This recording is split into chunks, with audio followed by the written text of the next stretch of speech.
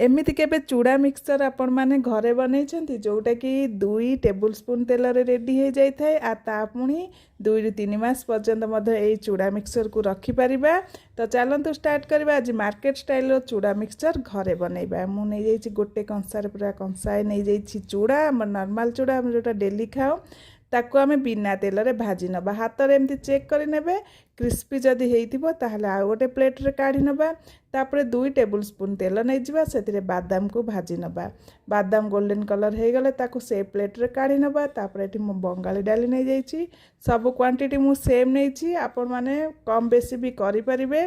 ताको मध्य भाजी की आमे सेम चूड़ार जो प्लेट से काढ़ी नवा। तापरे मुठी फ्रेश नड़िया नहीं जाइए। आपण माने पखर जदि सुखिला नड़िया अच्छी ताको मध्य नहीं पारिबे। तो फ्रेश नड़िया को मध्य मु भाजी नहीं भाजी की सेम प्लेट रे काढ़ी नवा। तापरे मु नहीं जाइए एठी काजू काजू मध्य भाजी की काढ़ी नवा।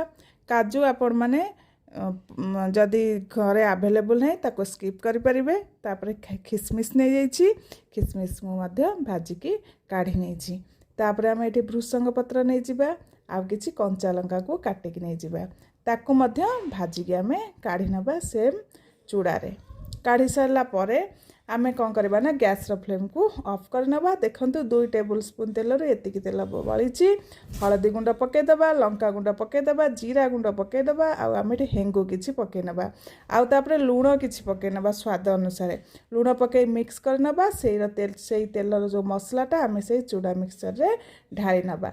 ढाली देकी आमे ताकू भल भाबरे मिक्स करि नबा। मिक्स कर साइला परे हमर रेडी हे गला हमर चूड़ा मिक्सचर। तो एई मसलाटी को निहाती भाबरे पकेबे बहुत बढ़िया टेस्ट लागि थाए फ्रेंड्स।